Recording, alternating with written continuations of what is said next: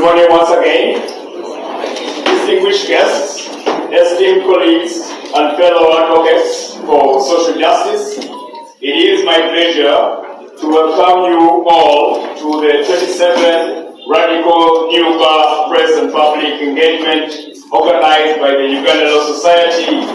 My name is Robert Denon Jurua, a litigation officer in the Department of Rule of Law and Litigation at the Uganda Law Society. Today, we gather to discuss a critical topic that resonates deeply with our mandate as legal practitioners entitled Lawyers as Agents of Social Justice through Upholding and Electoral Integrity. The Uganda Law Society, the Radical New Bar, as the National Bar Association, is committed to imparting knowledge, advocating for the rule of law, constitutionalism, and good governance. This engagement is a testament to our dedication to these principles, as embedded in our vision, mission, and strategic plan of the Radical New Bar. We believe that lawyers play a vital role in promoting social justice and upholding human rights, and we are honored to provide a platform for discussion and debate on these issues. The International Bar Association standards for the independence of legal professionals adopted in 1990 constitutes an essential guarantee for the promotion and protection of human rights and is necessary for effective access to legal services. And we are guided by the UN basic principles on the role of lawyers. But before we proceed, I would like to take a moment to pay tribute to the late George William Kanyehamba, Justice of the Supreme Court of Poland, who passed away yesterday, the 14th day of July 2025. Professor Kanyehamba was an icon and a legend in our legal fraternity, and his contributions to the development and the Constitution are a true rule of depiction of what exactly is going to be discussed here today. As the head of the legal committee at the Constitutional Assembly that adopted our Constitution, he played a vital role in shaping the legal framework of our country. We remember his legacy and continue to draw inspiration from his commitment to the rule of law and constitutionalism. A lot more will be said as we move on to the program. One of his favorite quotes, and in regard to what we are discussing today, is derived from a constitutional court matter, the presidential election petition number 1 of 2006, in which Colonel retired Dr. Kiza Besigye was versing Yoweri Kaguta Museveni and another, in which he noted that the overriding principle of the rule of law is that the Constitution is the alpha and omega of everything that is orderly, decent, and legitimate. Anything that claims to be higher should be shot at once by the Supreme Court using the strongest legal missiles at its disposal. We are privileged today to have the President of the National Unity Platform, Honorable Robert Sentamu Kyagulanyi, a leading opposition party in the Parliament of Uganda, who shall be spoken about more in as far as the continuation of the activity for today is concerned. But without further ado, would like to invite the head of department, Ms. Afra Apio, to deliver the message from our esteemed CEO as we prepare to engage in a meaningful and thought-provoking conversation, and may these deliberations that we are going to engage in today contribute to the advancement of social justice and human rights in Uganda. Thank you so much.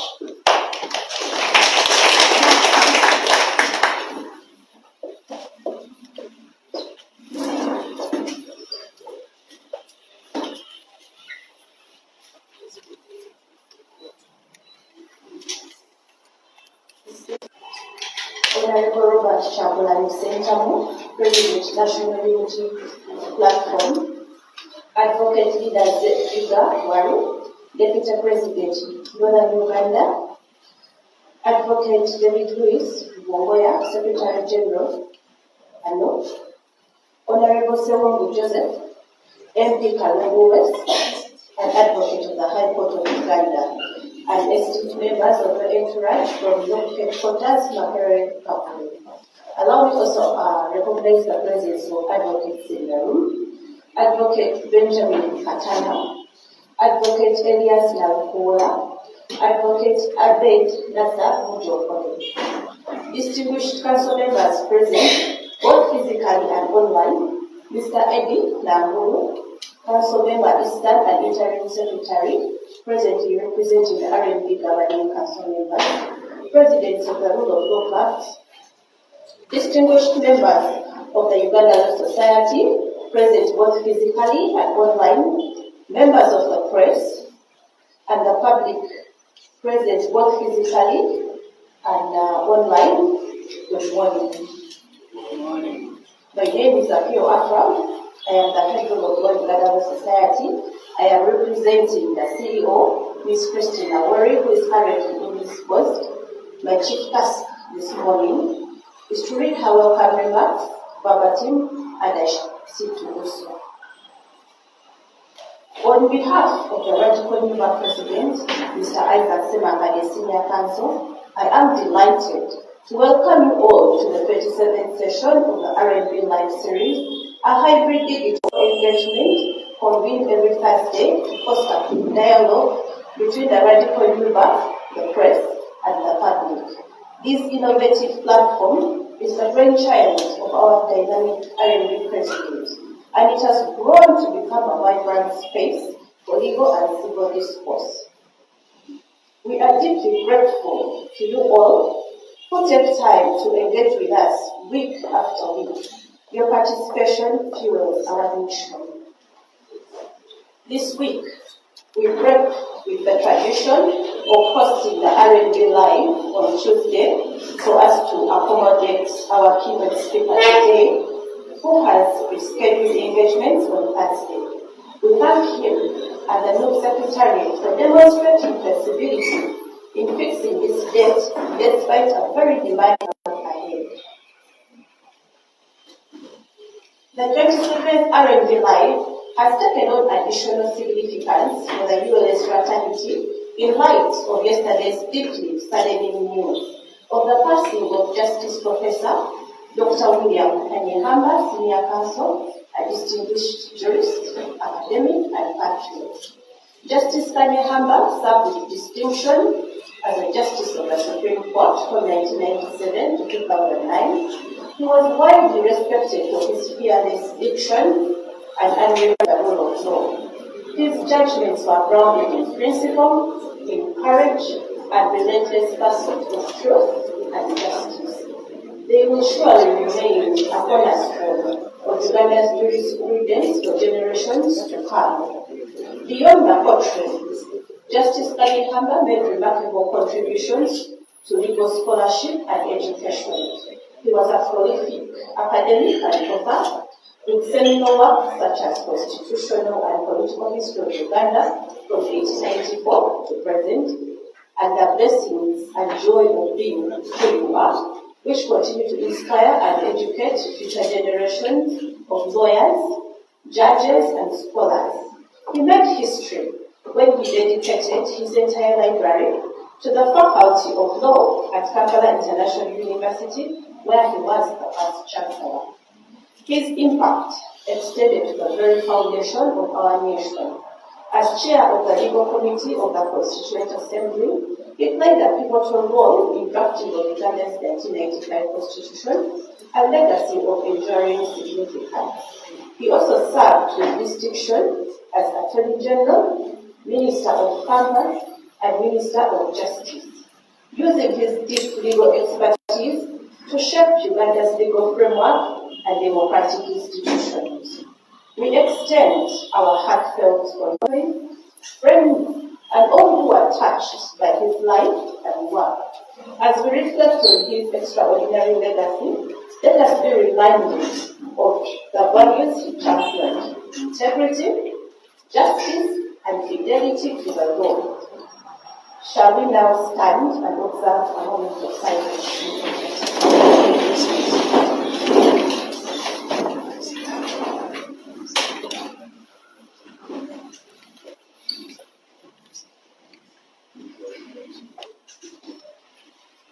May his soul rest in eternal peace. Amen.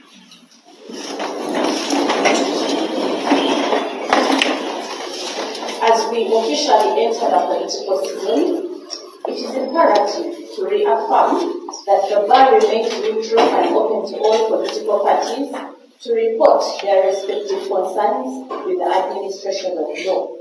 In keeping with this solemn affirmation of the independence of the legal profession, today we are pleased to host Honorable Robert Chagulanyi Ssentamu, National Unity Platform President.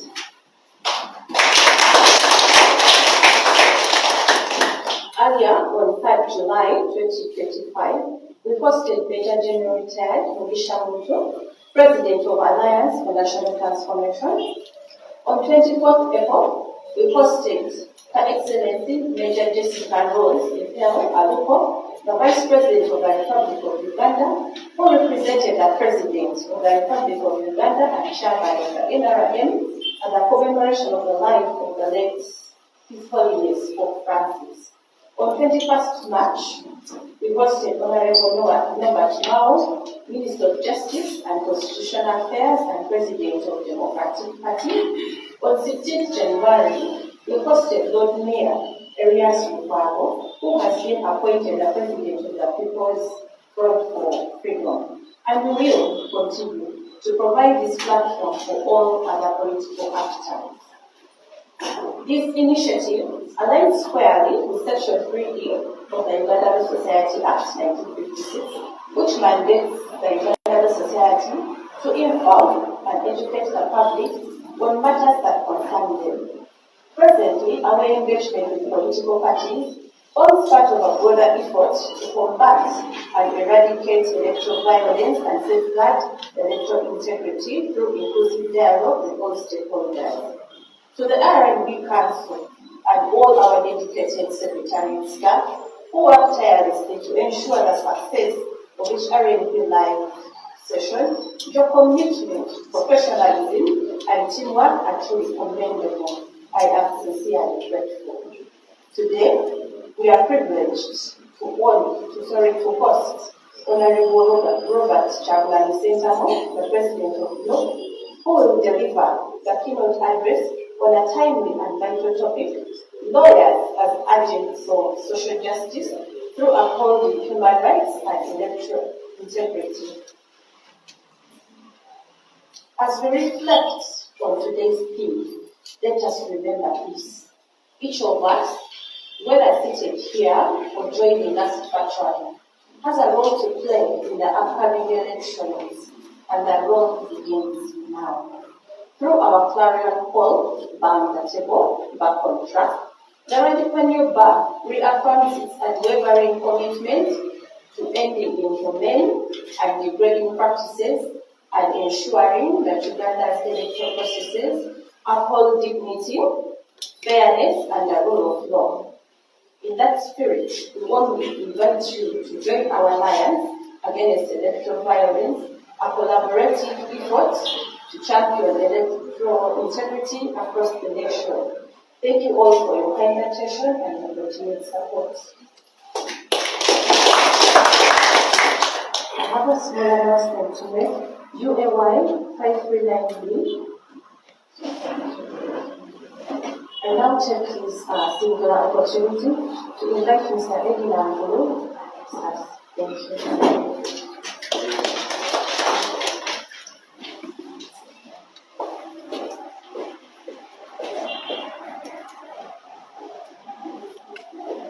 Need to adjust this, and I think since my brother is taller than me, we need to adjust it to matter. Good morning, everybody. We are delighted to host you this morning. And the that aura of something good is about to happen in this room here. And indeed, Mr. President, something good is about to happen. Allow me adopt the protocols laid down, but again also express a bit of respect by my brother here. Thank you, this is much better. I will not have to lean over. Allow me to welcome you, Mr. President, to our home. This is the home of the Radical Union. We host over 5,000 advocates. Many of them will bear stripes like yours. Many of them are eager to advance the cause of the rule of law. Many are eager to promote justice. Many are hungry, but also many have woken up to the realities of the day. That the rule of law is merely imaginary. The courts of law are merely fiction, a fallacy. They do not deliver basic observance of human rights. There are no guarantees in this country. And so when we even gather to listen to you this evening, we are eager that from this address, those that have been sleeping shall wake up. That those that have been slumbering will hear your voice. The Radical Union has been calling out voices for change, to stand up and be counted. My brother here has always stood with us here. But there is a clarion call for every member, every Ugandan to stand on the right side of the rule of law. Many of them haven't had that call. Mostly because of, I think, who is calling. As a charismatic leader, my hope is that they will hear the voice. Those are words coming from me. I wrote down something to read, but I have to first deliver what is near and dear to me. When you began your campaigns in 2000, at the first elections, you were in Mbale, and among your first talk shows that they prohibited you from attending was in Mbale.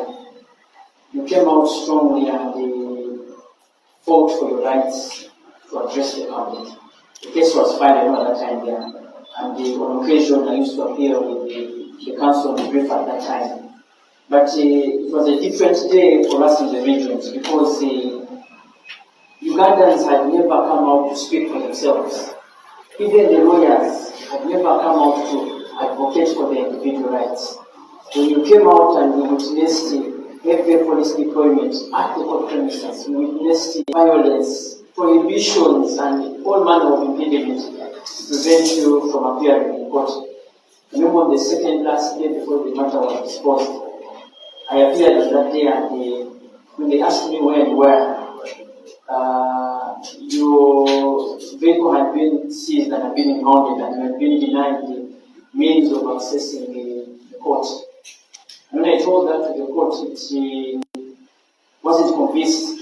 It presumed that there was a desire not to attend court. But as a matter of fact, and even as I will go on, we will observe that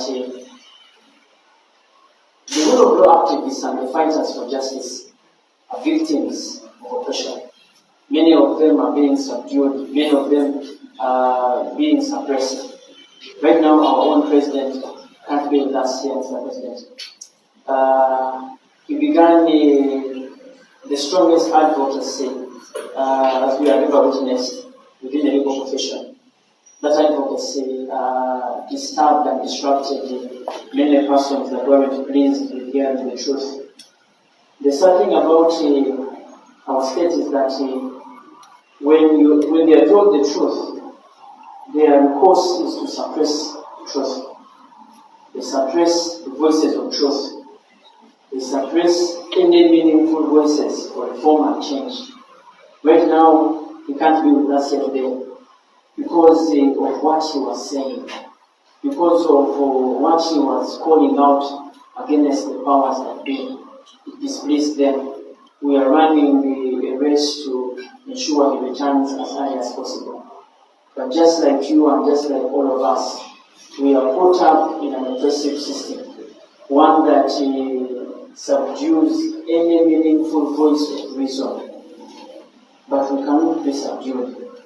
We can't be subdued. When we recall your deal in Arua and in many other areas that you've been, and your strong voices for change, what we draw from that is we cannot allow the oppressors to take the day. We can't allow the oppressors to take the day. You listen to our president, wherever he is, he bangs the table from there. Wherever he's sitting, he's banging the table. Even with the chains around his legs and hands, he bangs the table. After that case there, we went on to represent a number of your agents not arrested. At that time there, because of the charisma you had shown, everybody admired your agenda. And the only way that they would disperse those persons and those voices of change was to lock them up. Mr. President, a number of your agents were locked up on charges of robbery, on charges of treason. Many of them, as a matter of fact, haven't been released. We did support some of them at that time. And then, because of the thing or two, we lost track of the matters. But we are heading back into the same cycle. And the only known way of prohibiting the truth from being heard is to lock it up, to chain it, to silence it. But we can't be silenced. Our voices won't be silenced. My name is Eden Amolo. I didn't begin with that. But everybody here knows me as a matter of fact, except my brother here. You don't know me, but everybody here will tell you that they do know me. In just a minute,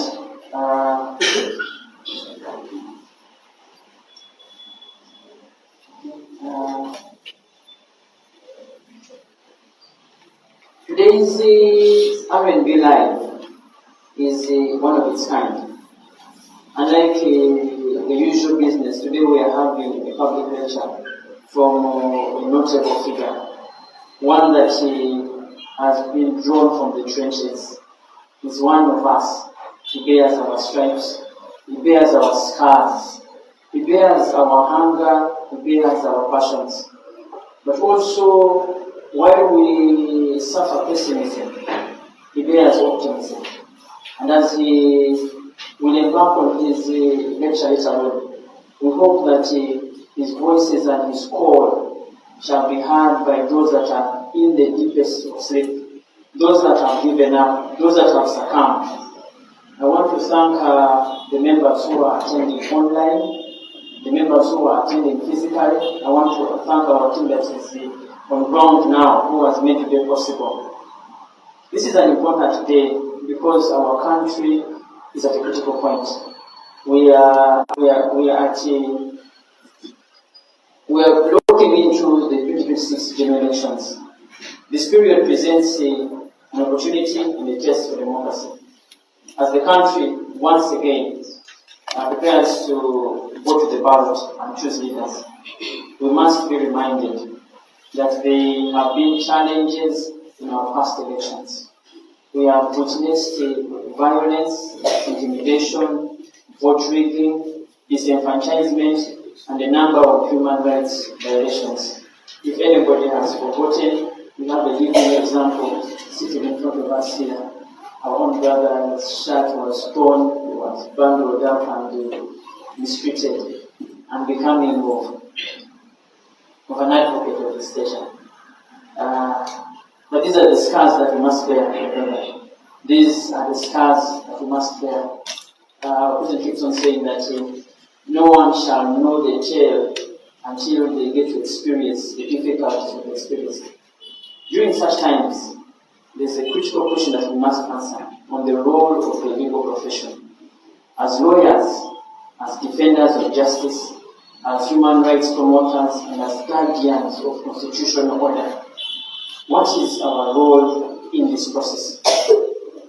Our guest speaker this morning will take us deeper.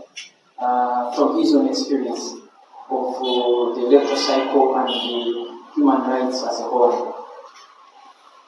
Ladies and gentlemen, it's my pleasure and my singular honor to invite Honorable Robert Chakulani Sentamu to discuss with us lawyers as agents of social justice through upholding human rights and electoral integrity. He's a lawyer, an artist, social activist, a leader, philanthropist. He is the president of the National Unity Platform. In 2017 to 2021, he was an independent member of parliament, and during that time there, he set up the People Power Movement, a force to reckon with in Uganda's political dispensation. But before politics, he was a successful musician who used his talent and celebrity status to appeal, to advocate for social justice and the rule of law alongside other issues that concern the common man. Since joining politics in 2017, he has remained at the forefront of the struggle for freedom, human rights, good governance, and democracy. This has made him a symbol of resistance and hope for many. He brings a unique perspective as both a leader and a lawyer who has the limits and possibilities of Uganda's legal system. He and his supporters have been abducted, illegally detained, persecuted, subjected to all forms of inhumane treatment, and yet they continue. They continue in this pursuit. Allow me to invite him to address us this morning. Thank you so much.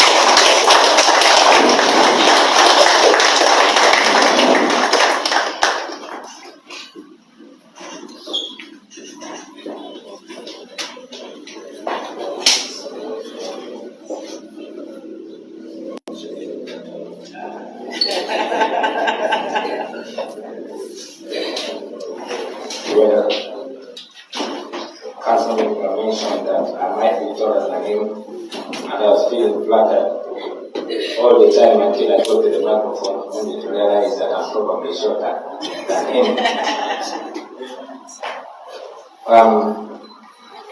Mr. President, in absentia, and the entire Radical Bar, distinguished members of the bar, students of justice, fellow citizens, dear friends and frenemies, ladies and gentlemen, good morning. Good morning. I saw some people giggling, but yes, you cannot be in a gathering and only expect friends, so you have to recognize all people. Today, ladies and gentlemen, I'm deeply honored by the invitation to address this very important gathering of the land friends. Today actually becomes even more significant following the passing of a giant of constitutional law in Uganda, Professor J. Wilson Kanyihamba, the man who has championed the rule of law in Uganda at great personal risk and sacrifice. In fact, today everything that I want to say to you can be simply summed up by a call to the lawyers of this generation to simply emulate the life and actions of Professor Kanyihamba. He was a man willing to sacrifice everything, including friends, status, material benefits, everything for the sake of advancing constitutionalism and the rule of law in Uganda. May the Almighty God receive his gentle soul in heaven. Friends, as a young boy growing up in Kamoja, it was always my dream to become a lawyer. Because apart from the poverty, ignorance, and disease that are always the major problems in the ghettos, in our ghetto there was one prevalent problem, and that was injustice. And I always thought to myself as a child growing up that I would be in better position to address that injustice if I became a lawyer. But again, like many children in Uganda with big dreams and limited means, when I missed out on government sponsorship, that dream died, at least for a while. In the year 2000, studying law and private sponsorship was simply out of question for a person like myself from a background that I was coming from, because the cost was just prohibitive. Tuition fees for just one semester in law school when I joined Makerere was enough to buy a plot of land in Mansana. Yes, only the rich could afford it. And what did I have to do? Is to take another choice that I could afford. Well, thank God, many years later, when life allowed me the means and time, my dream resurrected. And in my 40s, last year, I graduated from law school. I didn't expect you to clap. I expected you to say, oh, sorry. The only person I expected to clap was Councilman Emily.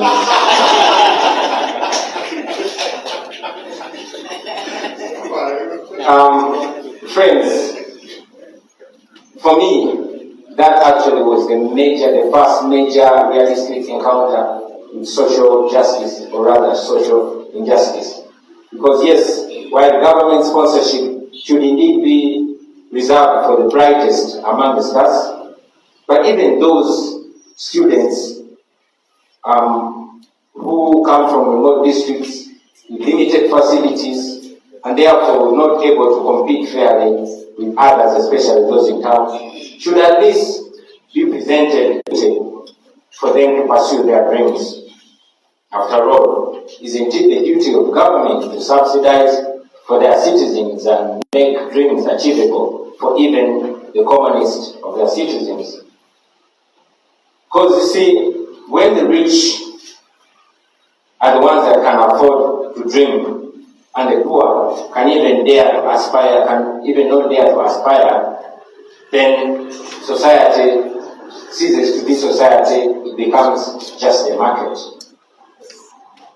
Many dreams of the underprivileged people are destroyed in their infancy, and the society is not a society that every citizen can be proud of.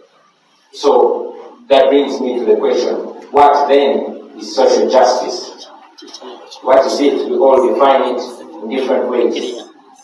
But in my humble view, ladies and gentlemen, I feel like social justice at its core is the principle that every person, regardless of their status, regardless of their background, deserves and indeed achieves equal chances, equal opportunity, equal rights, and equal protection by the law. Unfortunately, today, in this nation that we call home, that is actually not the case. In Uganda, the law is nothing more than the paper on which it is written. The regime of the day will twist the law to its interest. It will use it as a weapon, just like any other weapon at its disposal. If it serves them, then they will praise the law, they will honor it, and they will sing it. And that is most especially when it serves them to silence critics and to keep political opponents in prison. Whenever the law stands in their way, like it did during the constitutional term limits and the age limit, they conveniently kick it down the drain. In Uganda today, the 48-hour rule, as stated by the Constitution, is nothing to be considered. They abduct citizens and they even boast about it. They keep them in incommunicado detention for days, weeks, months, and sometimes even years. And then, at their convenience, they present them to the courts of law, and nothing is done. Now, this, ladies and gentlemen, speaks of two ironies. The first irony is that the person presiding over all this impunity, and that's General Museveni, while he was addressing this very law society that I'm addressing today, on the 25th of February 1987, he spoke so passionately. He said the law can be manipulated against the people. He said, and I quote, depending on the nature of the state in a given society, the law can be an instrument of oppression and exploitation, or an instrument of social justice and progress. Law, he went on and said, law is not always synonymous with justice. It can be, but also it may not be. What is legal is not necessarily just. Law can be used by the strong against the weak. It can be used by the rich against the poor, and it can be used by the minority against the majority. That was General Museveni on the 25th of February 1987. And yet today, in the face of the regime, you will find many outstanding lawyers saying, but that is what the law says, without even wondering or asking themselves whether that law is just or unjust. And the second irony, and perhaps the most painful one, is that most of these abuses, most of these wrongdoings, most of this untwisting of the law are facilitated by lawyers. I mean, if I may ask, who drafts the oppressive laws like the UPDF Amendment Act of 2025 and the Public Order Management Act? Lawyers. Who sanctions fake charges against regime critics? Lawyers. Who prosecutes citizens like Kiza Besigye in complete violation of due process? Lawyers. Who remands victims like Eddie Mutwe, torture victims, clearly tortured people, who reminds them to prison? People like Eddie Mutwe, people like Akwenza Ukayakasaija, who sends them to prison instead of sending them to the hospital? Lawyers. Ask yourself, who has frustrated our electoral justice system in Uganda to the extent that it's clear that overturning a presidential election in Uganda is harder than a camel passing through the needle, the eye of a needle? That is lawyers. Today in Uganda, those who steal taxpayers' money are protected by the criminal justice system, while those who protest against them are punished. They are abducted, they are tortured, they are even raped in custody. Today, Uganda, and indeed the criminal justice system in Uganda, is teaching our children that it is okay to steal, but it is criminal to speak out against theft. The Supreme Court of Uganda, the highest court of the land, passes a judgment ordering the state to stop trying civilians in military courts, and the regime simply ignores the decision. A decision of the highest court of the land, and business continues as usual. Elections are rigged with impunity. Petitions challenging the rigging are decided even before they are heard. Now this is even more painful. A justice of the Supreme Court had to run out of the country for fear of her life, just because she dared to decide our petition judiciously. Her crime was stating that it was unreasonable to expect me to collect evidence and prepare my petition on time when I was under house arrest for more than half the time provided by the Constitution. Not even to say that that time is enough, but for more than half of the time I was in detention. And she mentioned it, and for that, she is in exile. When we complain about all these illegalities, the courts are very quick to invoke the political question doctrine. Now, when courts choose doctrine over truth and theory over justice, then we find ourselves back to 1966. In 1966, the court was facing a violent overthrow of the 1964 Constitution. It chose political expediency over constitutional legitimacy. You all remember that in the case of Uganda versus Commission of Prison, ex parte Matola. The ruling in that case became the first post-colonial excuse, and every regime has used that to justify the using of guns to either silence or rewrite the law. Friends, you remember some 10 years ago, Professor Onyango wrote, and I agree with him.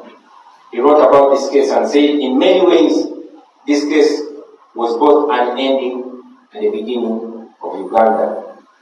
A very dangerous precedent was set, and it has continued to be an excuse to justify military takeovers and fraudulent elections to the present day.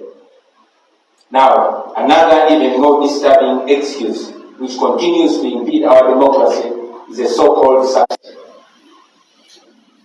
Under Section 61 of the Presidential Elections Act, the election of a presidential candidate can only be annulled upon proof, among others, that there was non-compliance with the law governing presidential elections, and that, and please listen to this part very carefully, and that compliance affected the election result in a substantial manner. What do they mean, substantial manner? What exactly do they mean? You will note that in all the past presidential election petitions, the Supreme Court of Uganda has always conveniently used this so-called substantiality test as an excuse to overlook the proven and glaring vote rigging together with the electoral violence by the military and the police. All that has always been done in favor of General 7, but the court has always overlooked that. Even when they know that every single act of rigging or every irregularity, however big or however small it is, was done precisely to alter the result of the election, and also knowing very clearly that no one rigs the election just for the sake of rigging. They rig it to win. But again, they always bring the substantiality test as an excuse, and they always overlook the facts to decide what they want to decide. Friends, lawyers should have the moral courage to call it exactly what it is: judicial cowardice, dressed as legal doctrine. Ladies and gentlemen, that judicial cowardice is what has failed our democracy, and it has kept our country moving in circles. The ignorance in Uganda, electoral malpractice happens throughout the entire electoral process, from pre-electoral times to post-electoral times. I mean, you see abductions, you see torture of opponents, you see gerrymandering, you see internet blackouts, you see military deployments, you see open briberies, etc., etc.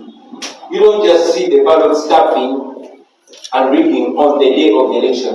It happens long before, it happens during, and it happens long after. But the courts of law have always closed their eyes to that. If we had the rule of law in Uganda, what is named, then this was supposed to shape the entire legitimacy of the entire electoral process, but it does not. Unfortunately, the Supreme Court judges always choose to favor the regime just because they feel safe doing that than upholding the rule of law. So, dear land friends, I think it is high time that lawyers stop acting like they are safe in this burning house called Uganda. Friends, you are not safe.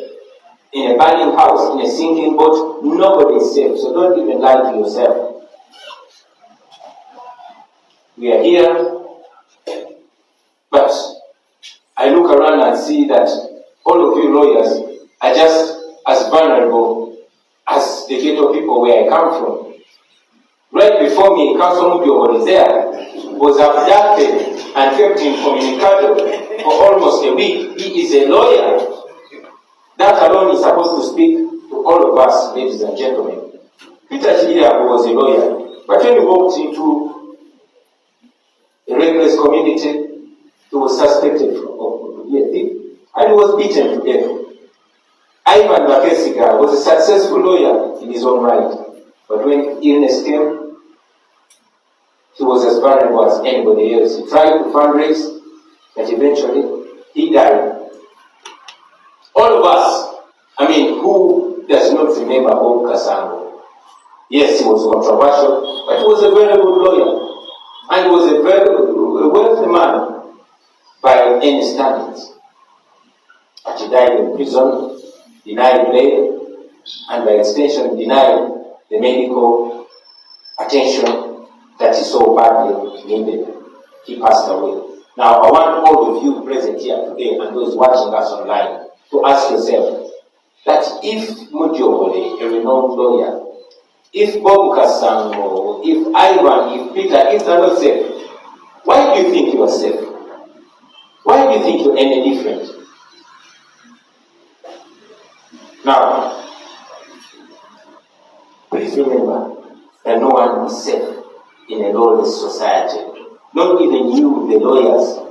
You may have degrees, you may have titles, you may be successful, you may be well known. But when this regime crashes constitutionalism completely, you are the next that they're going to come for. I promise you that. If Uganda collapses, as we all see, it surely will, if we don't do what we must do, every one of us is going to be as vulnerable. If the country burns, it will burn you as hot as it burns a border rider in Chifumbira or in Chevando or in Kamacha. You're not going to be any different.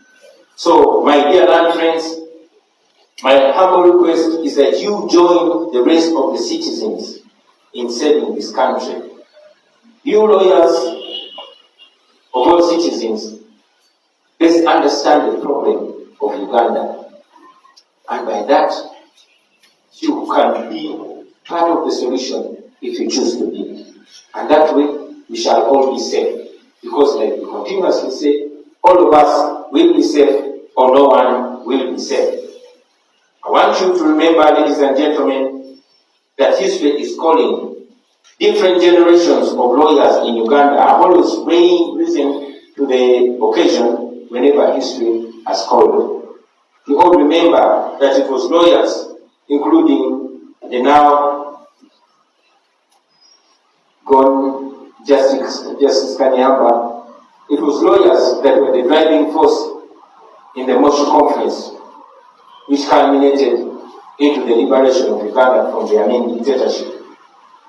And yes, it was lawyers like Council Samuel Juba, who was once president of this very society, the Uganda Law Society, that rose to the occasion, closed his chambers, folded his sleeves, and joined the rest of the citizens in the 80s to try and liberate this country and return the rule of law that he so dearly believed in. He did not sit in his chambers when history was calling for his involvement. He got involved, and you too can get involved. I want you to know, friends, that while you're young, while you might look at yourself as unready, please be reminded that we are the Kanyamahambas of this generation. We are the Samu Jubas of this generation. Do not doubt your abilities. There's no other important time to take action than now. Allow me to also remind you, dear land friends, that this right here is the most consequential time in history of Uganda. This right here is the most effective time for you to get involved. This is the most interesting time to be alive and to be mature and to be in this room. This time, the second best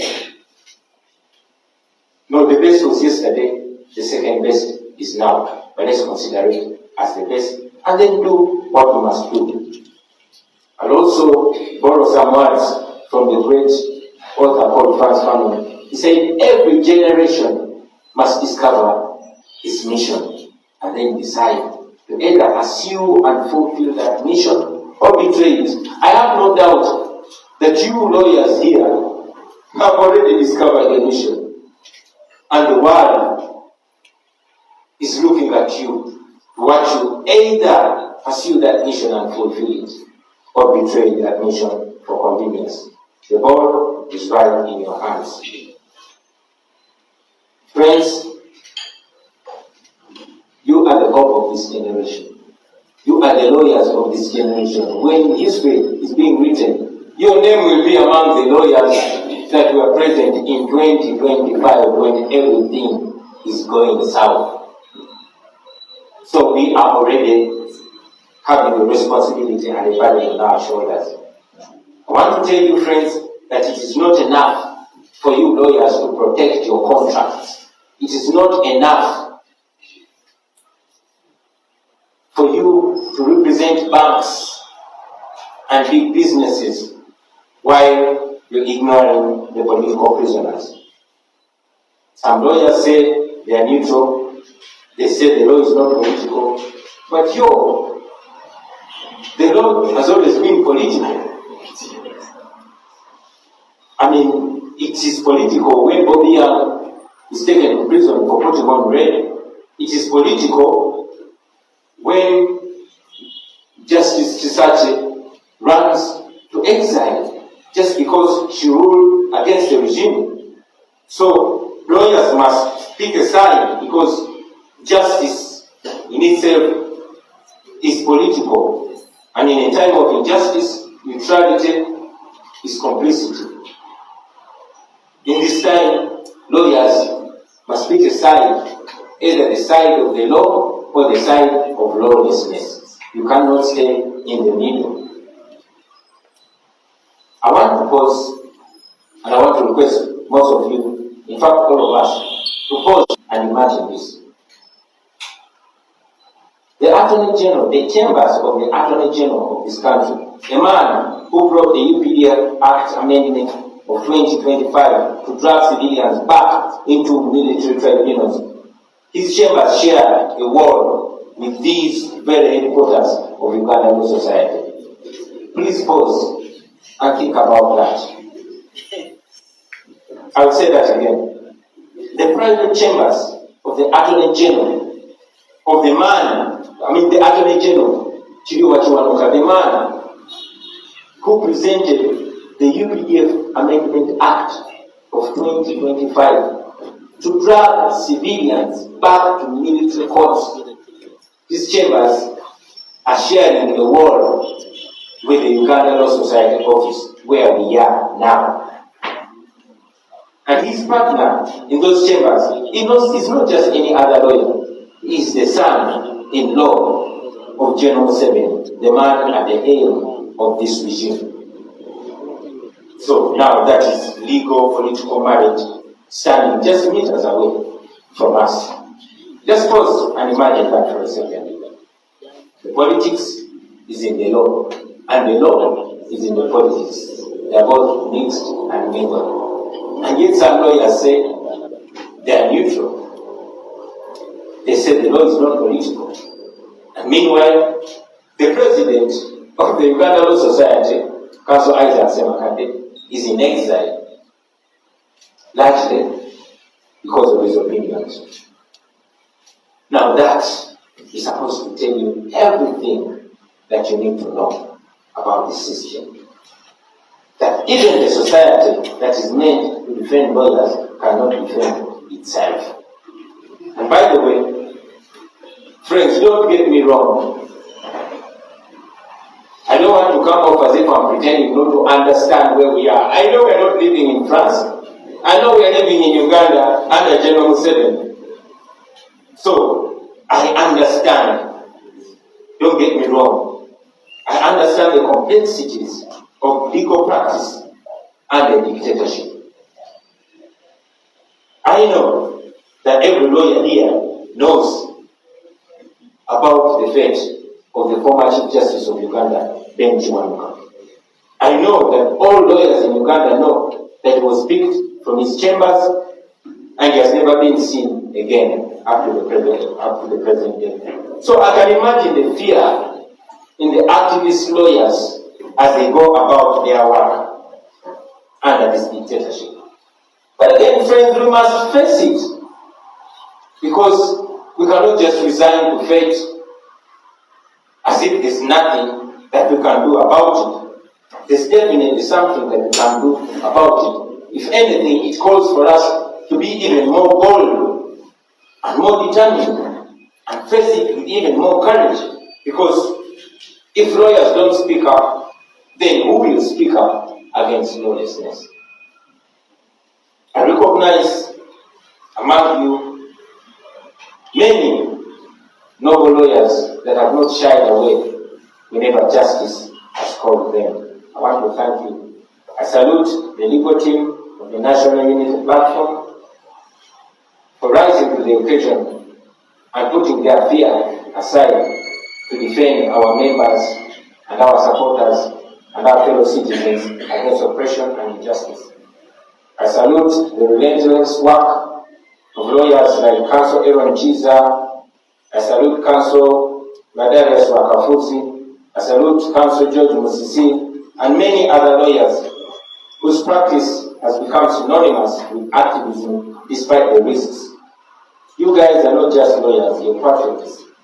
And I want you to know that the whole in the highest regard. Thank you very much. We all are strong and continue to be strong because of your example.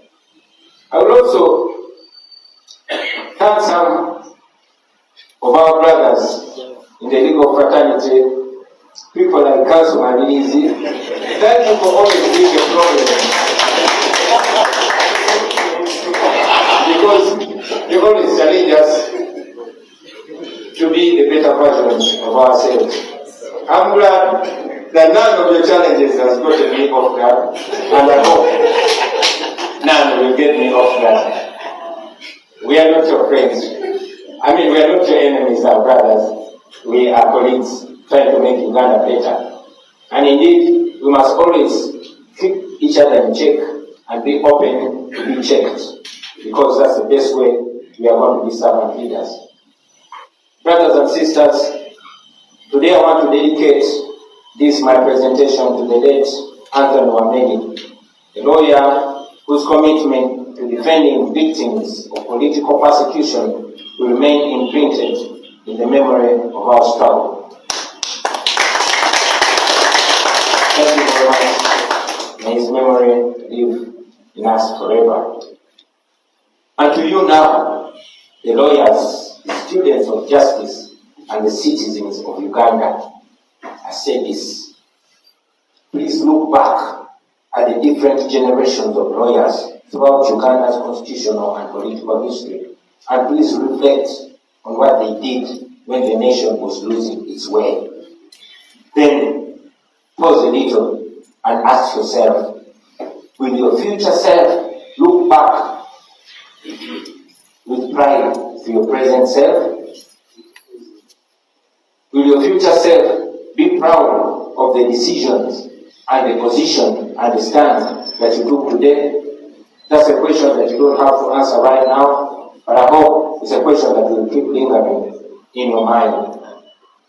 My brothers and sisters, it is a moral challenge to all of us lawyers. It is a moral challenge because if the law speaks, then lawyers must be the voice through which that law speaks. We must be the conscience that refuses to go numb. We must be the dream that refuses to die. We must be the truth that refuses to hide behind neutrality and technicality. Uganda is not short of lawyers. You are many. We are many. But Uganda is short of courageous lawyers. Lawyers who refuse to sell their bodies for convenience and for comfort. Lawyers who understand that justice is not a job description. Justice is a calling. If the law is being used as a weapon against the people, then let the lawyers be the shield. If the constitution is under attack, let the lawyers be the defenders of the constitution. As a lawyer, you should be found standing at all times. You should be found standing morally in the courtroom. You should be found standing in the streets. You should be found standing in history. And if your children and grandchildren are to ask one day, your answer should be that when the time came, I stood on the right side of history. Whether or not that will be your answer to your grandchildren is for you now to decide. I thank you very much, friends, for listening to me, and God bless you.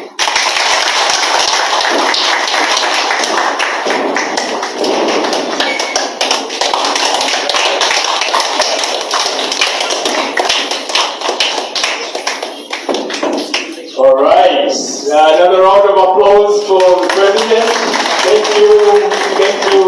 Thank you so much, Mr. President, for those thought-provoking statements, your wisdom shared, your personal experience. We have a lot of stories about you. We are so honored that you're able to come and share with us.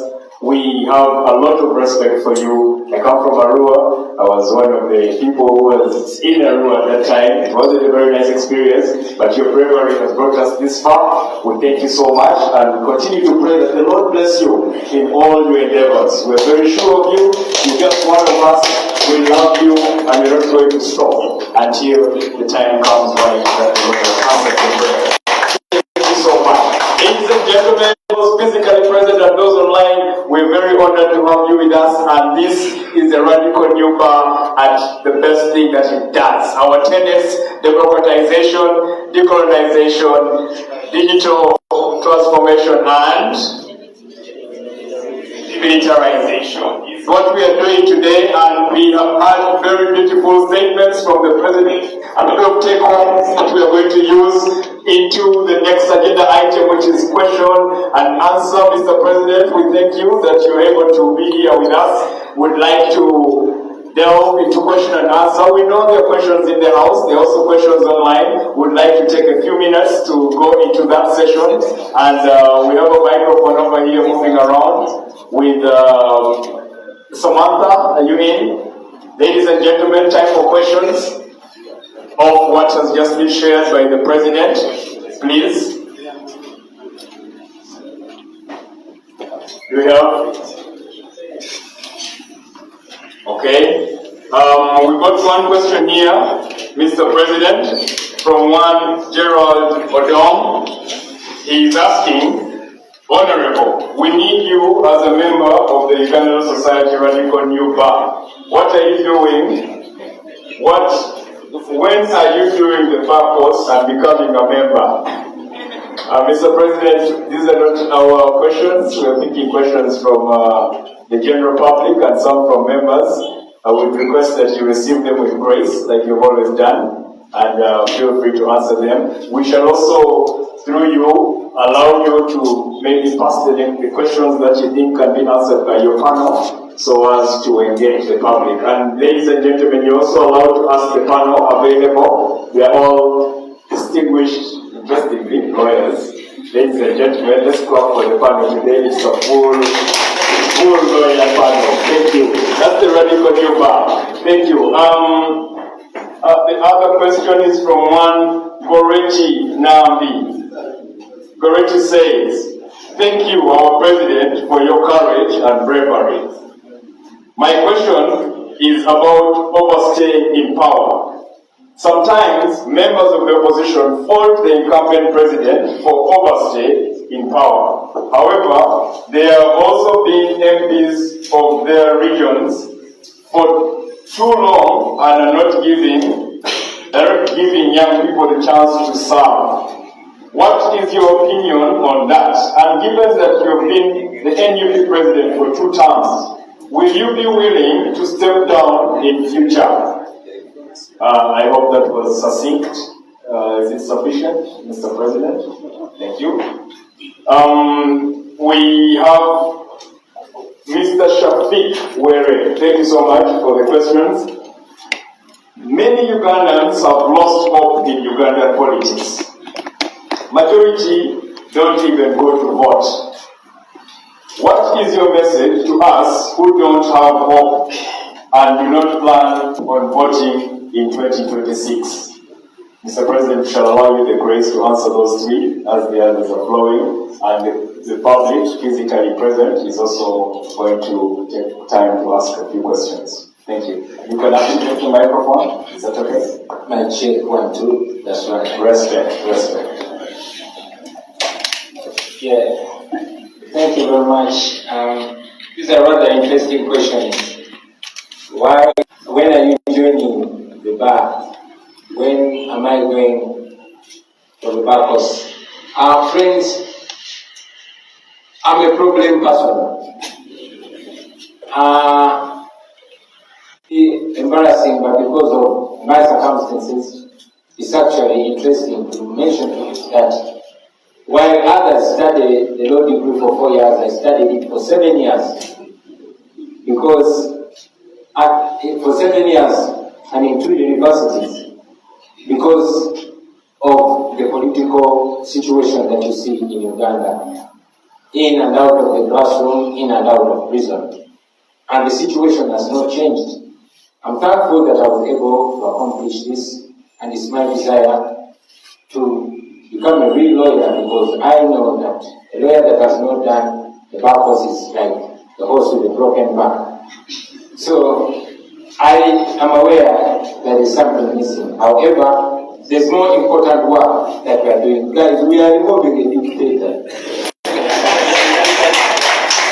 And when that is done, when time allows, I'll definitely go back, and I'll be very proud to join the bar then. About overstaying power.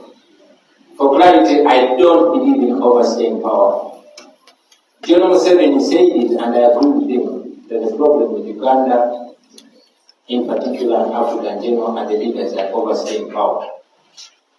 It's not written anywhere that, a leader should stay and stay and stay and stay. If a leader does not inspire other leaders to come and take over from that leader, then that leader has failed.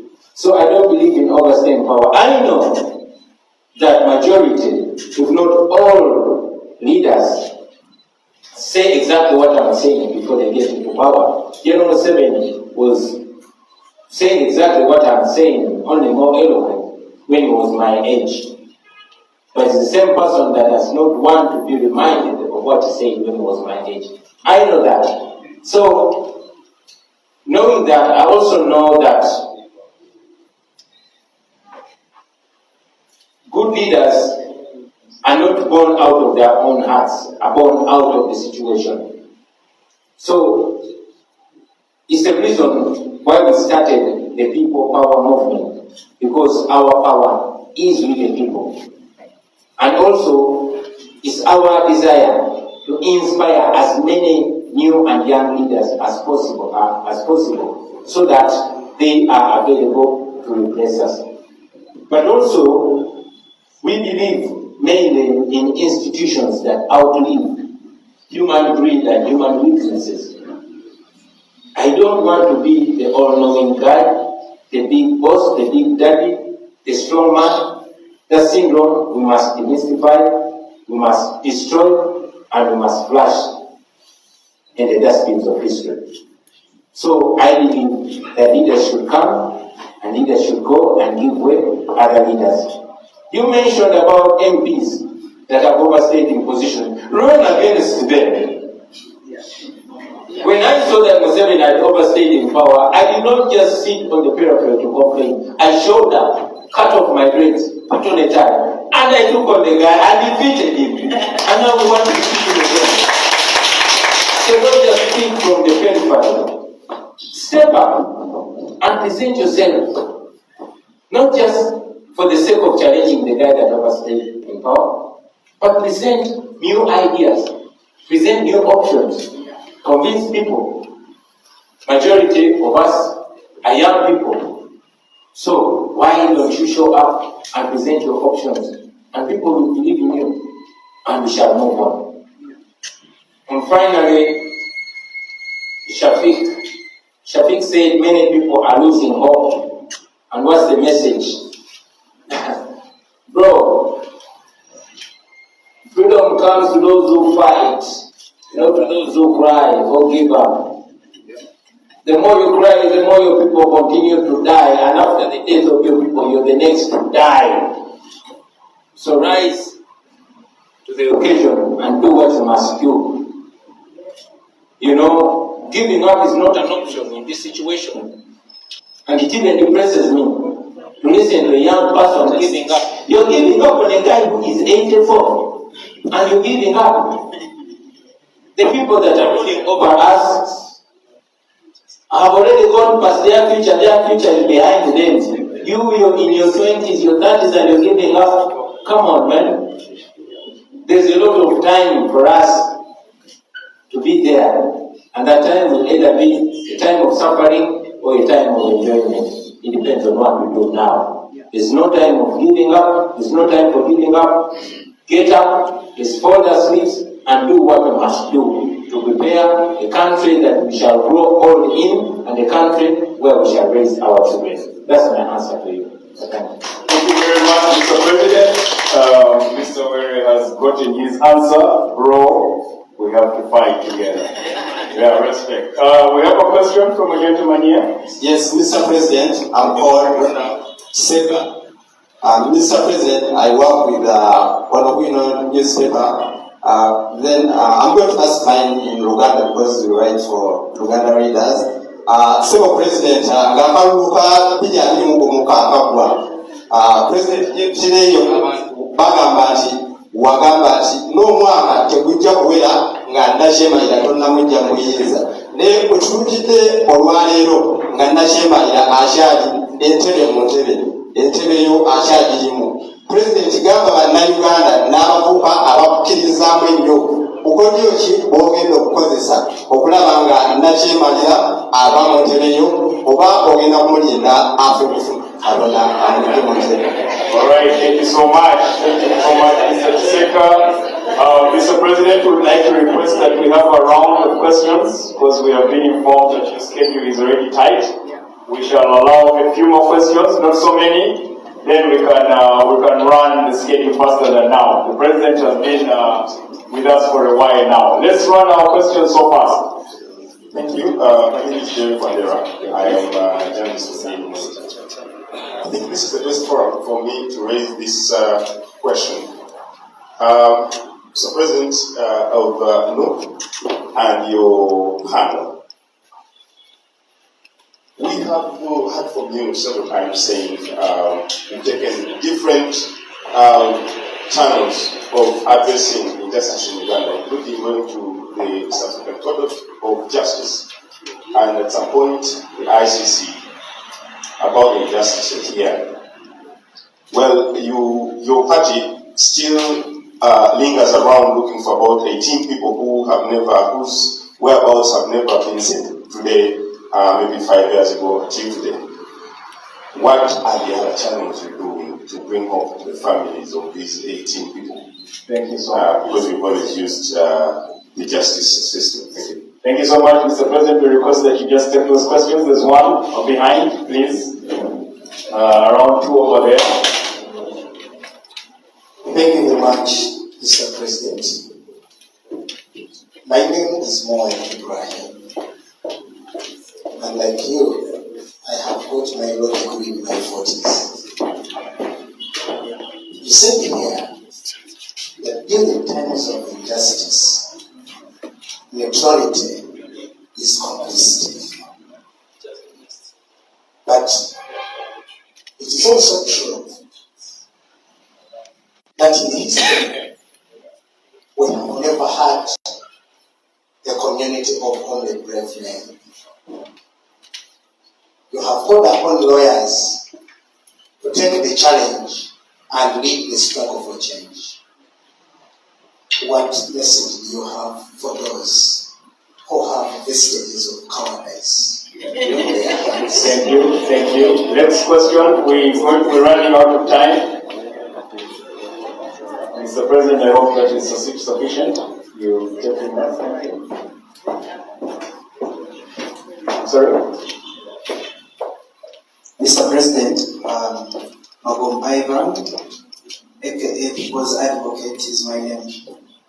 Mr. President, with due respect to all questions asked to you because you're the head of state, but I want to be inclined to the theme of today about lawyers. Mr. President, just like you said, it took you 7 years to complete your law degree, but I want to tell you that it may take you 14 years to get your practicing certificate. I want to use this platform to bang the table to inform you to charge the people who can influence, because I know we have a shadow government, but you're also the president of this country. Mr. President, I want to report to you that it can take 7 years or even more after one completing the law degree or even the bar course that they don't get their practicing certificates. This in one way or the other affects the justice system. Some of us who would want maybe to participate actively are stopped. Thank you so much. So from this perspective, yes, you can reach out to the law because it's in parliament or any other alternative and rally lawyers to challenge the law council to expedite the process of getting practicing certificates so that you can participate thank you. in the change of this country. Thank you so much. 2 more questions behind over there.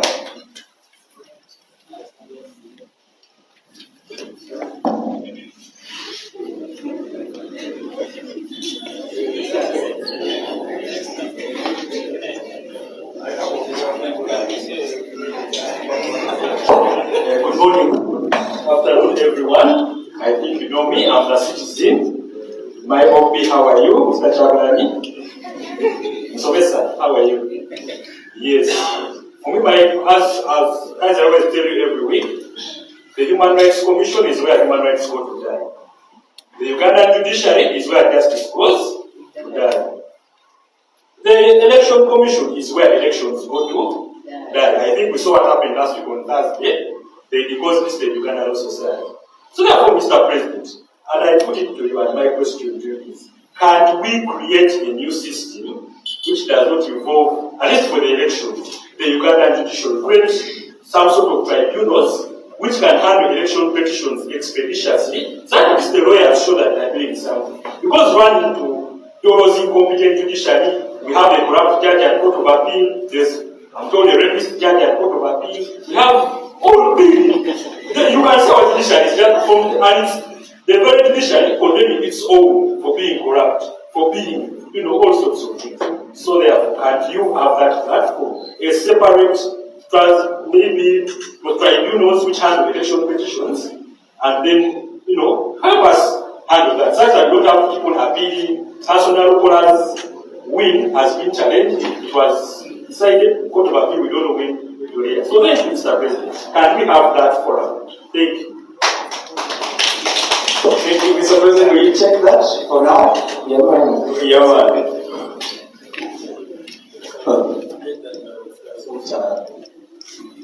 Thank you very much. The questions are interesting.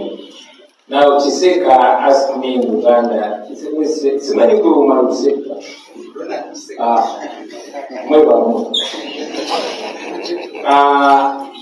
I know that we are supposed to use the national language, but again, I understand the language in which he asked. It's called the official language, not the national language. Thank you. Thank you. It had to be my own.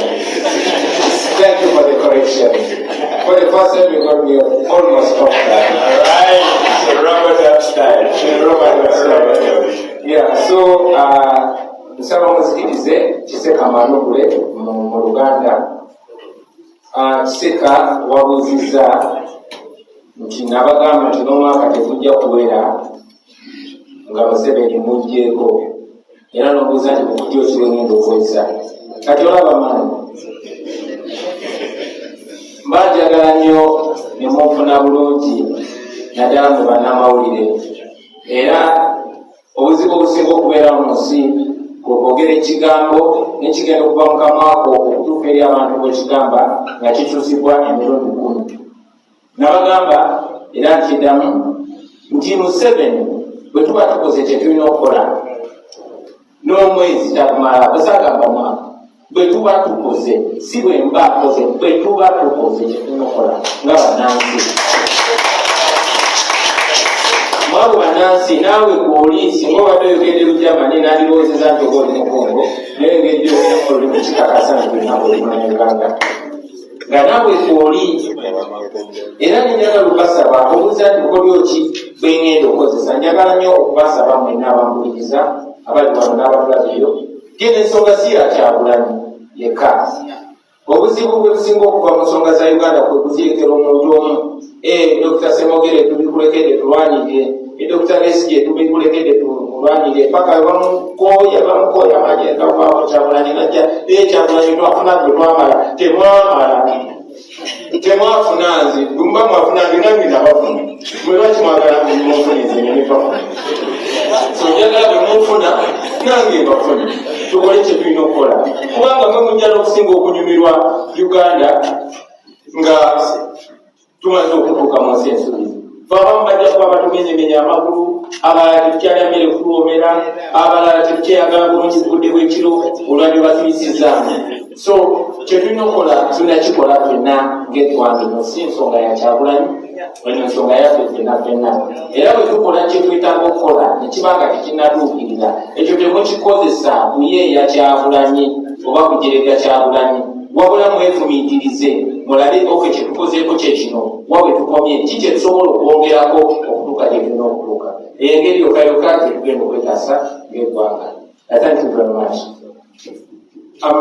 Wandera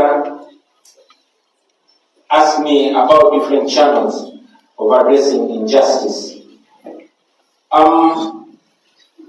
We have used different channels to pursue all avenues to fight for justice, to demand for our missing people, who the government, through the Prime Minister and very many other government officials, have come out and admitted having them, but they're not giving them to us.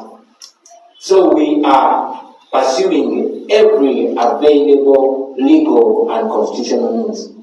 But again, we will not block the way, or we are not standing in the way of other Ugandans that are equally paying, that are pursuing other ways. In 1980, while the Bidami studies and the Simogeredes were pursuing political and legal means, Museveni and his friends pursued forceful and violent means. So just like the Bidami studies of the 80s, we are not standing in the way of those that are trying to free themselves by any means necessary.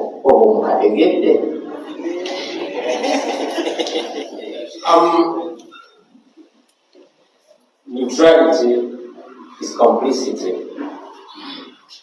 but there's no community for only brave men, my brother said. And he's asking me, what advice do I have for the cowards? My brother, you the cowards, you better die. Anyway, on a serious note, and I will quote one of my friends. You see, I have so many friends in the music fraternity, and there's this friend of mine who annoys me so much, but is one of my favorite friends. His name is Chaka. I was chatting with Chaka one time, and I got angry. I said, you guys are our friends. You, Chaka, you are a known artist, you're a popular artist. Why the hell are you silent? Why don't you speak out? Because you are an artist, you are known. Chaka says, Bobi, olaba, nebisera bya mama comments never Martin Luther King. Why go bakyali baabo? In Uganda, Chaka says, you see, Bobi, even in the days of Martin Luther King and Malcolm X, they had friends who were cowards. They did not kill them. So please don't kill me. I understand that our courage is not at the same levels. And I'm not in any way claiming to be courageous. I always say I'm only desperate. I just don't have any other option. And I'm sure you too can be as courageous if you run out of options. But now that you still have the deceitful options, and you choose to identify as a coward, there's also something that you can do. Coward, This is what you can do. Number one, don't be used. If you can't be on the front line fighting for better or defending others, at least don't be used. There's this saying that we were taught by Malcolm X that no one can make you a slave without your permission. We permit our oppressors with our actions or omissions. We facilitate our oppressors. So if you fear to do something, then don't do anything in support of the oppressor. But again, you can do something in a safe way. We are living in the days of social media. You can tweet and post and make sure you push message forward. You can be underground. There are many people that you know and many that you don't know that are actually very helpful in our struggle. Some of them are even working in public offices. Some of them are officers in the regime. I won't give you their names. But because they fear to lose their jobs, they fear to lose their status, they fear to lose their life, they only help us or help the struggle silently. So in this day and age of options, clearly everybody can do something to further the struggle, even a coward. I thank you.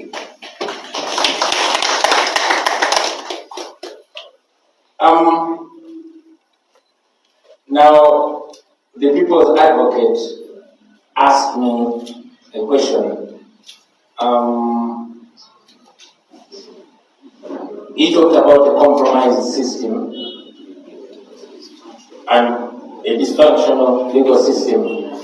I'm very glad Senior Counsel Benjamin Kazana had me, and I request that you permit me, ask him to help me respond to that in his seniority. Thank you. Thank you, Mr. President.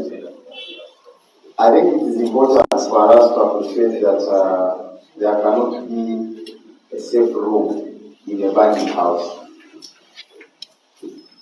The industry, just like the rest of the country, is undergoing challenges on account of the dysfunctionality of the NRM regime.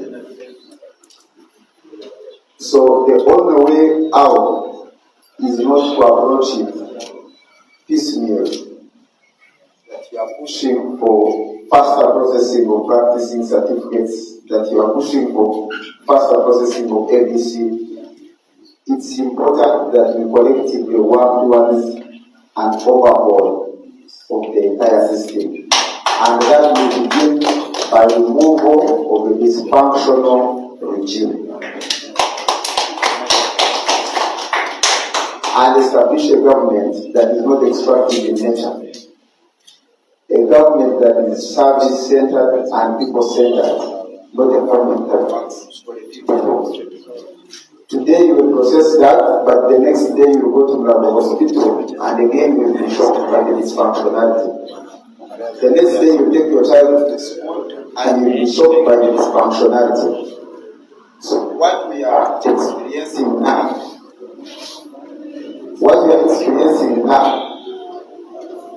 technology is trying to sabotage my point, but nevertheless I will make it. Okay, thank you. The regime is experiencing a multiple organ failure.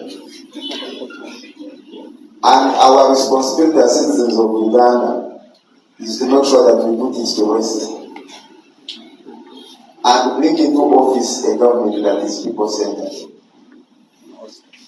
And I had a question about people being the cowardice, the brave. I think it is very important for the people of Uganda and for you lawyers to appreciate that what we are involved in is not electoral competition with Museveni and the NRM regime. What we are involved in is a war to reclaim the soul of our nation. And so, you will not leave the work to be done only. You will say, I don't support NUP, or I do not support the leader of NUP. But this fight is for you as a citizen of Uganda to make sure that a lawyer, as advocate of the people or people's advocate, you are able to process your documentation without unnecessary delays. That when you go to hospital, you are able to be treated without unnecessary delays. So the people of Uganda must understand that what you are involved in is not an electoral competition, but the war to reclaim the soul of Uganda, and we must go embrace it, regardless of whether we like NUP, whether we like its leader or not. And thank you. Thank you, Councillor Katana. The last question was more or less similar to the previous one and has been largely answered. However, there's a question that came through the message to those that have given up on elections. I gave it an answer, but that's a very important question that I would want to have different perspectives about. So allow me, Councillor Mongoy, I invite you to respond to that question. Thank you very much, Mr. President. Very delighted to be here today. The very interesting questions that have come on the floor. Well, our message is that the people of Uganda need to know that if you do not participate in elections and in governance, then you lose the right to complain when things go wrong. And that's what we've seen. We've seen, even with the massive rigging and election fraud that we see in all these elections, we see that the voter turnout is very, very low. Honorable Nalkola here, I don't remember what the exact percentage was, but it was below 20%. The people who turned out, below 20% of the people. So 14.4%. So you can imagine if, that is to exclude the ballot boxes which were kept by regime thugs and all that. But even if we were to add all those, I don't think we would hit the 20% mark. So if 14% of the people come out to vote their leaders, how do you then wake up every day ranting on X that things have gone wrong? Look at what is happening now. These NRA people are having their primaries. People who have stolen iron sheets have come back with proceeds from that. They are now distributing money and all that. Money that they have stolen from these poor people, they are giving it out to different people, and these different people are ready, in some cases, to go and vote them again. So I think there has to be an awakening of the consciousness of the people. And for us as NDP, we talk about the protest vote. To say that the protest vote begins with a massive voter turnout. Our president has already said something. He says it in Uganda, but I also say it in English. If you do not come out to vote, and then the regime is able to mobilize, to pay people, to bribe people, and they come out to vote, and then tomorrow why would you complain when things continue going south?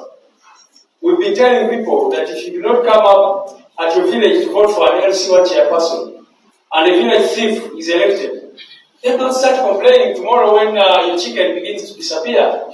Because on the day when you were supposed to go out and vote, you chose to stay home. So that is our call, that this time around, the election is coming up. I think the president did not, maybe deliberately did not mobilize you or charge you lawyers to come out and vote for him. He's an opposed in our party for the presidential flag bearer. I want this opportunity to call upon all lawyers.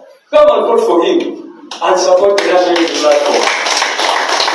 Because the National Unity Platform is the only party that will guarantee social justice and fairness in the management of the affairs of this country. But the most important point is that on that day, prepare for voting day the way you prepare for important days in your life. We see people prepare for weddings as if it's a very do or die. Lawyers prepare for court. You write in your diary, you say on this particular date, I have a very, very important case. I have a mediation. I have an arbitration matter to handle. So why don't you prepare for an election day the way you prepare for these big days. We've been telling the young people of Uganda, they normally prepare. When they hear that an artist, an international artist is coming to Uganda, they prepare for months. But when it comes to an election, someone goes and they see a long queue, they say, I will not go there. So, the only thing we did, for example, to get the victory for Honorable Narukola is because we protested. People protested. People stayed at polling stations and said we are not going to leave these polling stations until our results are announced. And the people followed those results to ensure that they are announced. I thank you very much. Thank you, Comrade Jones, and please bear with us. I want to thank you for asking for the vote from me. And I reiterate that request. Guys, please vote from me. I'm your own. The other old guy is not a lawyer. I am. You will bear with me. It would be very necessary for us to live here. It would not be characteristic of what we stand for if we live here only having heard male voices. So allow me to invite my Deputy President in charge of Northern Uganda and also the Senior Counsel, Mamalina Zebiga. Just give us a word from a woman to the women and to us the men. Yes, that is my president, that is our president, the intergenerational, the iconic, the enigma. Yes, thank you so much, Your Excellency. You have my vote, and my address is specifically to the women. We are bearing the brand of this militarized, monetized space called Uganda. Our bodies have become the interview panels. Interview through sex. Yes, we have the evidence. I'm a member of Uganda. Your dignity is being violated, even your own children and grandchildren. We should be so annoyed to reclaim our dignity, our identity as the women, especially the women lawyers. Run for all positions possible under the NU. Defend, proclaim, recruit, and if they steal our votes, demand. As women, we can do it. By example, I am here. In my late life, going to be 64 this year.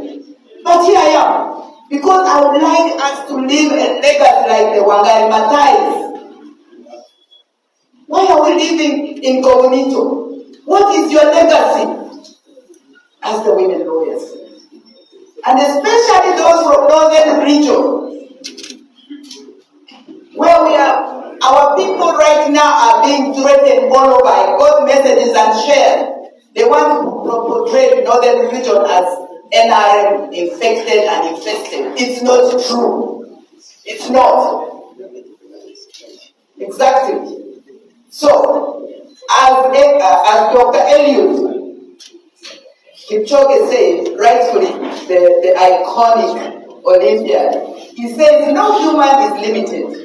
People look to us as the lawyers. We need to ensure that we address the root cause of why Uganda will have degenerated to this level of disrespect for human dignity, disrespect for rule of law, disrespect for dialogue, disrespect for humanity, and therefore uproot it and be adaptable as we set and reset to reclaim human dignity, to reclaim our motherland.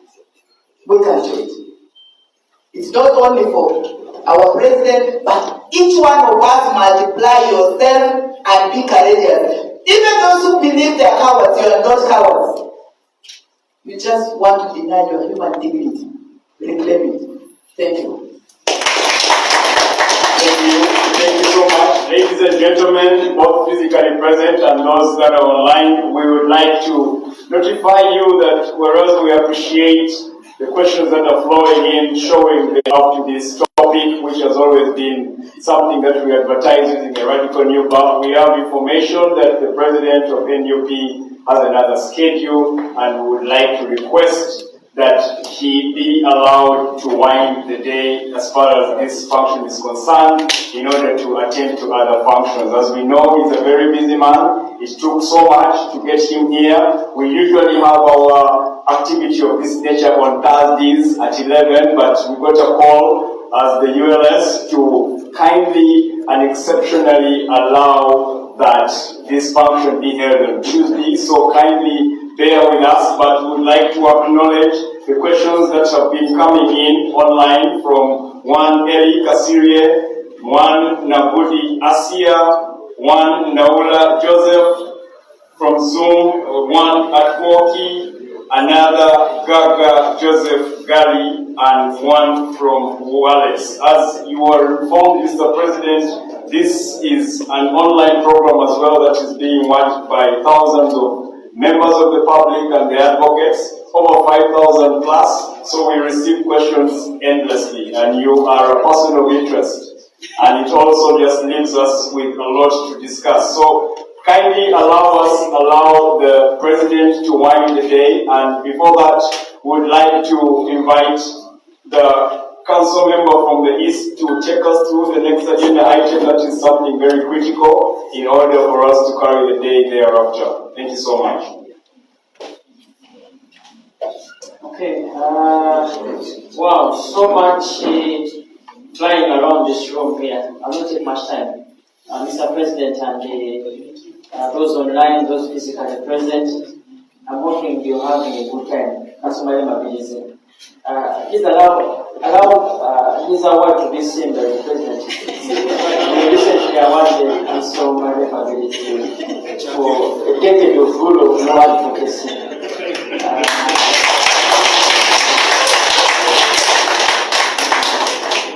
As is customary, Mr. President, we always put pen to paper. We don't want to just talk and keep talking. We want to walk the walk. On previous occasions, we have made declarations and signed with the will of our guests a commitment to election justice, to a violence-free, transparent, and fair process. We have designed one this afternoon. Now, not just to read through it for members, just to be able to understand what we are signing this afternoon before we can let you attend to your other day's engagements. The title is the Declaration of Alliance Against Electoral Violence and Call for Free, Fair and Transparent Elections. The last part of Call for Free, Fair was inserted by our own land council, Council Lewis. It's important to rally members and rally the community and rally the stakeholders.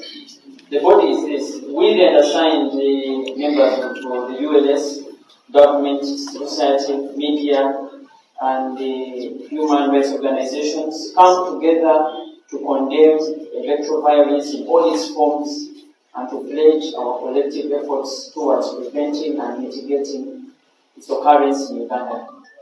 Recognizing the fundamental right of citizens to participate in peaceful and free elections and the importance of upholding the rule of law and democratic principles.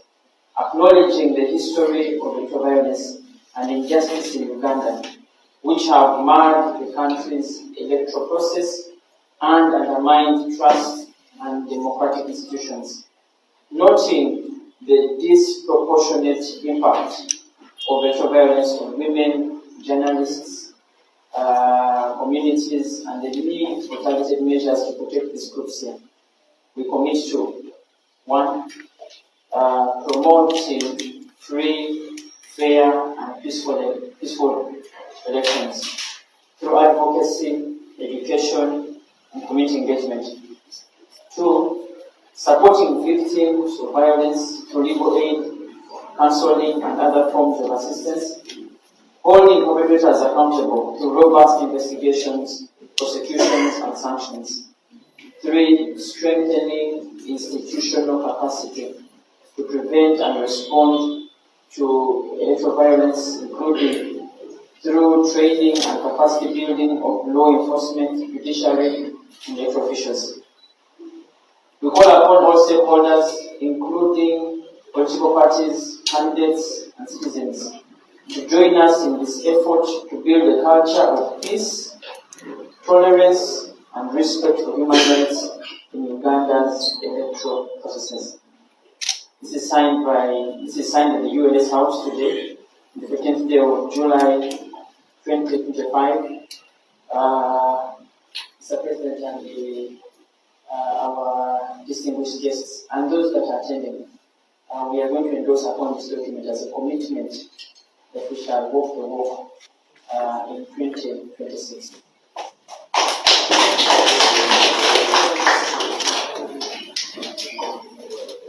Thank you so much, ladies and gentlemen.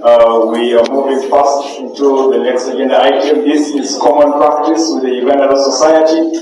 We try to make sure it doesn't just go in vain whenever we hold such critical topics, especially in regard to elections. We try to make a commitment, and we are continuing to commit ourselves to the same course. In the meantime, we'd like to make an announcement. Car registration number UBG 088M and UBR 512B, you are kindly requested to access your vehicle to allow the car behind you to make way. Kindly, UBG 088M and UBR 512. Kindly. It's urgent. Kindly reach your vehicle wherever you parked it. Mr. President, in the meantime, as you are signing these documents and commitments, we'd like to acknowledge the presence of Advocate Nasser Abed Mudiwole, who is your member as well and was recently a victim of election violence, as you had announced. I will say so. He was arrested on the 16th day of March 2025. He was eventually released on the 23rd day of March 2025, and we had the honor to host him on the 5th day of April 2025 to share his account, and we honored him for standing brave like he has spoken, as it is the case. And we would like to also let you know that with the Uganda Law Society, he is working together hand in hand to eventually petition the Constitutional Court in regard to the unlawful drilling as provided for under Section 45 of the Penal Code Act. We shall be very grateful once we get the support. We thank you. We also recognize the presence of Council Sassi, who was once here with us, doesn't need so much introduction. We recognize the presence of Council Mosisi, who was here with us. These are the soldiers that you have mentored, and we have them here with us, and they have been enabling the public with impartation of knowledge. We also have the presence of Council Yasin, who is a stalwart of the Radical New Bar. He's the head of ideology, and he has a very short message for you as well as the public, and we'd like to invite him to come forth. And very briefly, like we say, let's keep knowledgeable of the schedule of the President. Thank you.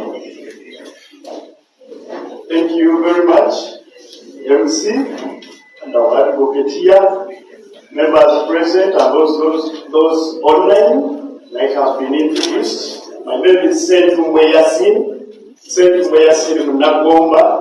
I am the head of ideology of the Radical New Bar. Mr. President, we are honored and exceedingly humbled to have you in our midst today. And I have talked about violations, form of abduction, wrongful detention. Our President, Council Isaac Kimaze Semakade, Senior Council, is in exile. I am very alive to the fact that the NRM government, in its endeavor to restore human rights, one of its tenets was that no Ugandan should live outside this country. You very well remember the days of Kabaka Manga. You very well remember the days of Kabaleda, Omukama, of Kunyoro, and the trend has continued. Amidst you, majority of you, if I'm not mistaken, you're all lawyers.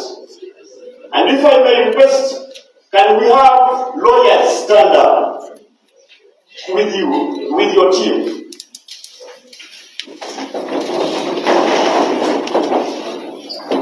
Mr. President, you realize that everyone on this table is a lawyer. You kindly take your seat.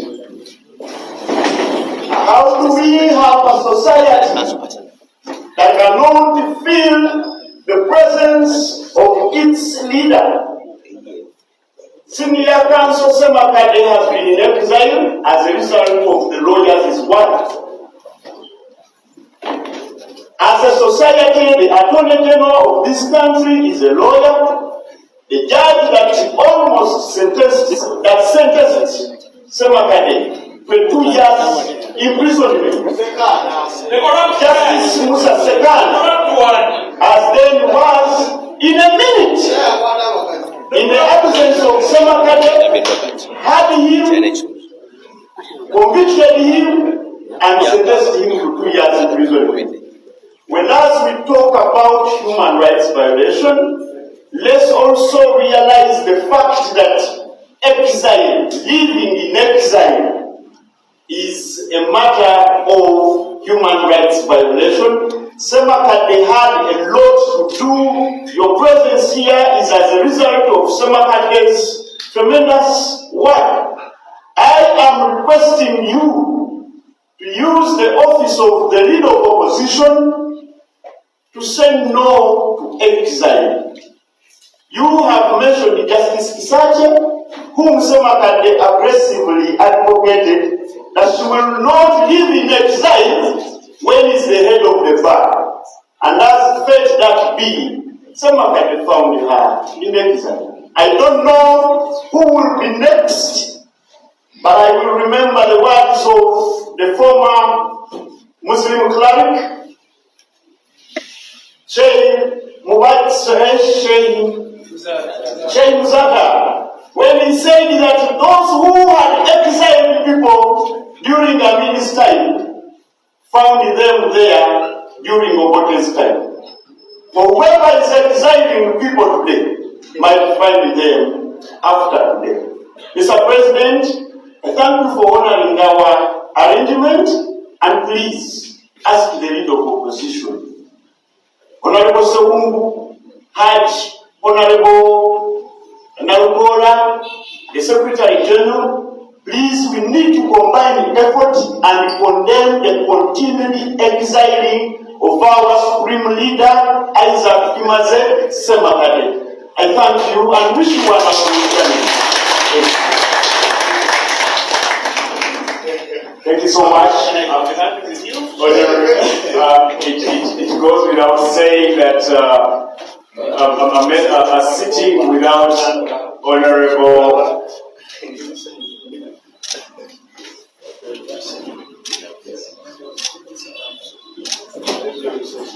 All right, thank you, our panel of distinguished guests. We'd like to move forward. We are running out of time. You're there with us once again, like I say. We're going to kindly request the panel that has the declarations before them to kindly stand up and display them for purposes of accountability, like is always the case.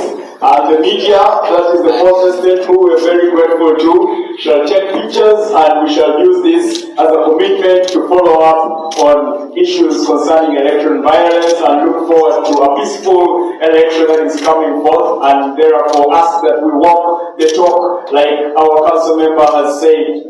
Ladies and gentlemen, thank you so much. And what is it a sitting like without a tickle from Honorable Narukola? Kindly, 1 second.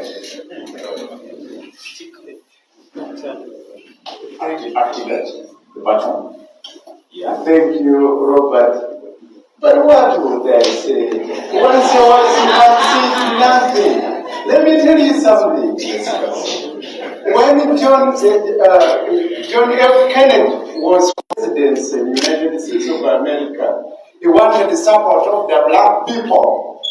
He went to Dr. Martin Luther King Jr. and requested for his support. What Dr. Martin Luther King did, he advised John F. Kennedy to organize a press conference, invites Dr. Martin Luther to sit there with him. And indeed, that's what John F. Kennedy did. And the message went to the black people that Dr. King has supported John F. Kennedy. I am with President Chagulanyi, and I salute you for the wonderful message. Thank you very much.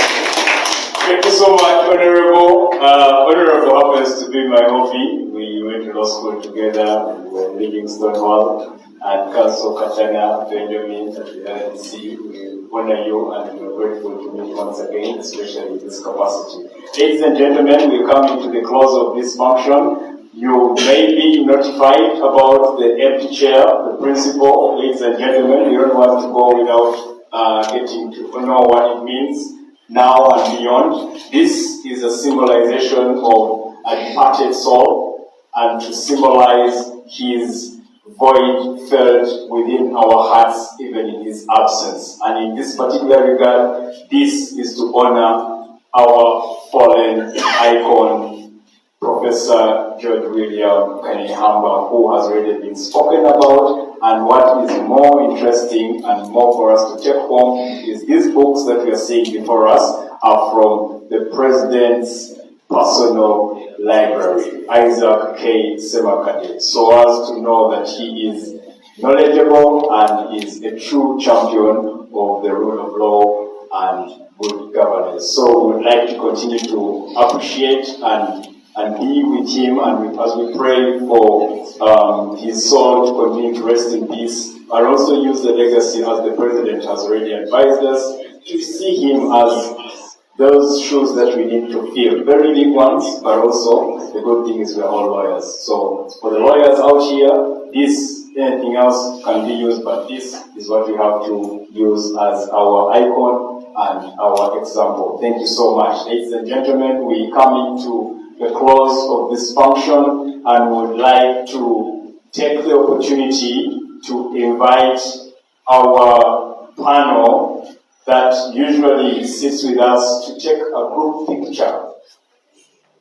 But before that, we are going to have a vote of thanks coming from two distinguished individuals. Mr. President and your panel, please be notified that the Rule of Law Department and Litigation is established to go down to institutions as well as the public, and for this matter, we also have management of rule of law clubs in the different universities in Uganda, one of them being your former university, Cavendish University, Makerere University, and we have presidents from those clubs that are members and attendees of this function. We would like to call one of them, or the team that has been sat in here for this time, to give a vote of thanks in representation of the children and the people that you're talking to, the youth that you're talking to, who are going to be proud of their future tomorrows, as you would say. We'd like to welcome Angela, Father Angel, to give a vote of thanks, after which we shall be hearing from the Honorable Sewungu, who will give a vote of thanks in his accord,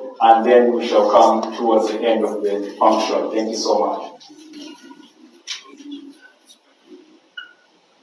Thank you so much. Distinguished guests, esteemed colleagues and fellow advocates for social justice, I am honored to stand before you today as the representative of the Rule of Law Club presidents to express our heartfelt gratitude to the Uganda Law for organizing the 27th Radical New Bar Press and Public Engagement. My name is Ashara Annabel Angel. I am the president of Rule of Law Club Makerere University, and I am very honored to be here. Thank you.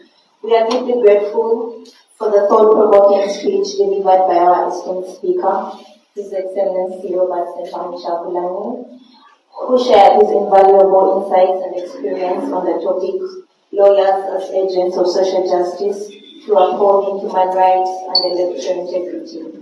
His words have inspired us to continue advocating for the rule of law, constitutionalism, and good governance in Uganda. We also take this opportunity to pay tribute to the late Professor Kanihamba, a legendary figure in Uganda's fraternity, whose legacy continues to inspire us. May his soul rest in peace. May we take a moment of silence. So many are called to service, but so few have showed up, and even less do with such conviction that their loss creates a vacuum. God calls us to service, and we therefore extend our gratitude to those that are in service, even at great personal cost. This is a country resistant to progress, filled with people content to stay in the status quo. And so it makes an already hard task even harder. We are deeply grateful. To the Uganda Law Society, we appreciate the tireless efforts in promoting the rule of law and social justice. Your commitment to imparting knowledge and advocating for human rights is truly commendable. Now, moderator, thank you for guiding this discussion and ensuring that our engagement was productive and meaningful. And to all the participants here today and those online, thank you for your active engagement and contributions to this important discussion. Your passion for social justice and human rights is a testament to the power of collective action. Once again, we express our sincere gratitude to the Uganda Law Society. Let us continue in our work together to promote the rule of law, social justice, and human rights in Uganda, or at least a semblance of it. For God and my country, thank you.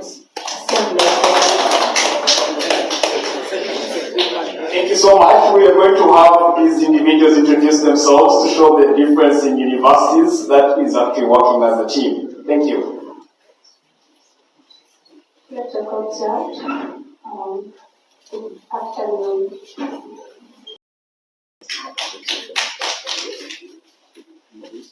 Protocol Officer, Gabriel Ejero, and I am the President, Rule of the Club, Gabriel Ejero.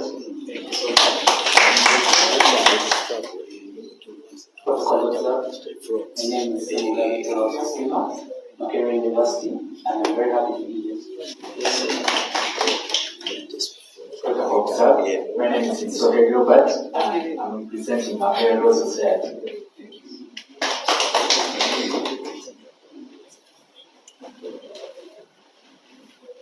Thank you so much. We would like to invite the Honorable Semungu to give a vote of thanks for this industrious discussion that has just taken forth, and he'll give his thoughts. Then after that, we shall invite the council member from Eastern to take us to the next agenda item. Thank you so much.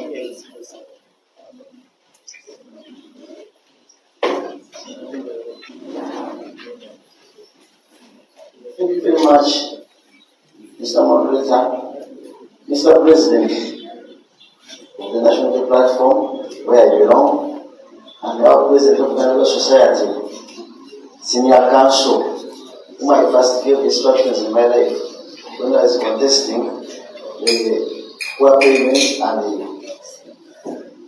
UPD funds during that time. Good afternoon, everyone. Good afternoon, Honorable. I've been given a very difficult cut. I rarely make such concluding remarks, but let me attempt today. I'm still Joseph Gonzaga, member of Parliament, County West, and currently I'm the Minister of Education in Uganda. Many people think I'm the shadow minister, but where there is the absence of Janet Museveni not appearing anywhere, I remain the Minister of Education and the National Day Platform. And above all, I'm the shadow minister. So the rest of government ministers, the Mingos and others, they are shadowing me because I'm the Prime Minister as appointed by the President. I would like to take this opportunity to thank Uganda Law Society and the strides taken by the R&B Radical New Bar for this great initiative of engaging us towards topics and discussions that the society has for long evaded. This public lecture, as the 27th R&B Live, gives us the opportunity to explore the silent discussions that the oppressors are afraid of. Uganda Law Society, with the past leadership, they were in sleeping mode. And the coming of Senior Council Isaac Asimakade, he brought us out of the mortuary. We should clap for that. The leadership we had at that time, Mr. President, was only available for the Benjamin Day commemoration, and that would be the end of Uganda Law Society. But ever since we got our president, everything is moving on very well. I would like to thank our president. In his presentation, whatever delivered us, our interest as advocates, as lawyers, is paying key attention to Chapter 4 of the Constitution, the Bill of Rights. The moment you kill that chapter, then you have abrogated the Constitution. And as lawyers, I beseech you, and we are lucky that you have a young leader, His Excellency Senator Mushabrani, plus the President of the Uganda Law Society. Please don't relent, continue fighting. With this kind of struggle, we can be able to come out of the challenges we are having. What the 7 is doing is killing what we normally define in law as separation of power.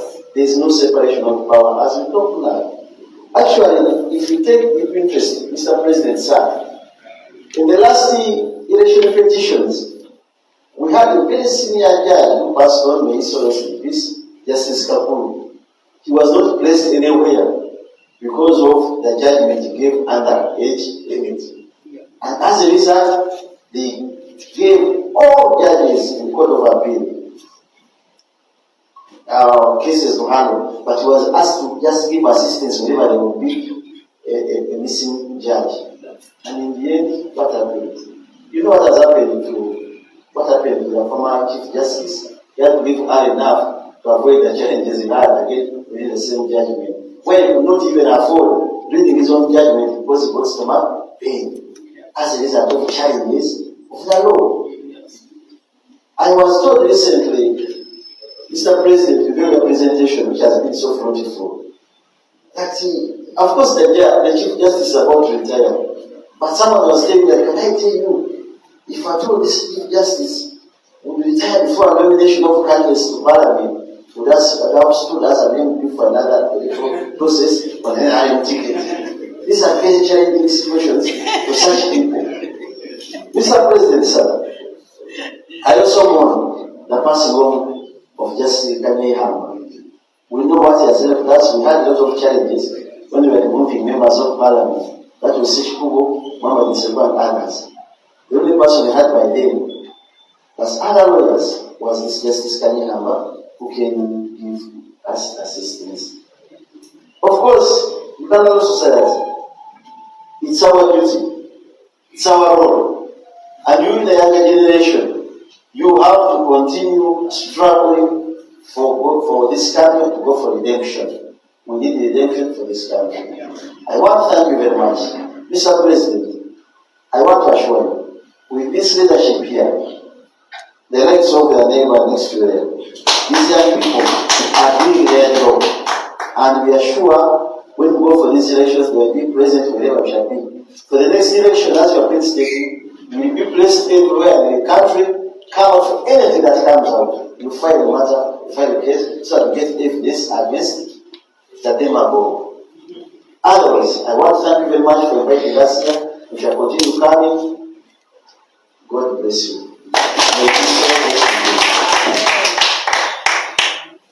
Thank you so much, Council Member from the East. To wind up.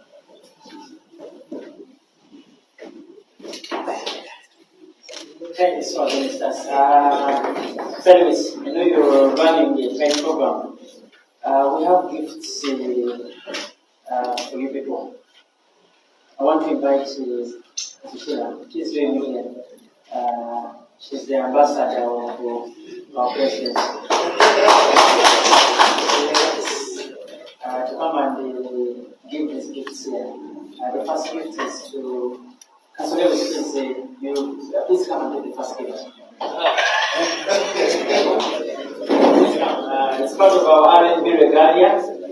We will be doing our attire. So you're part of the regalia. Oh, sir. Very good.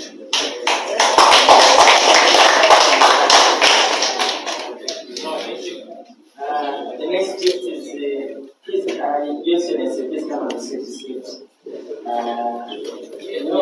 You take that. Robert Chagulanyi, President, please come and receive our radical maneuver regalia when the soldiers are being called out.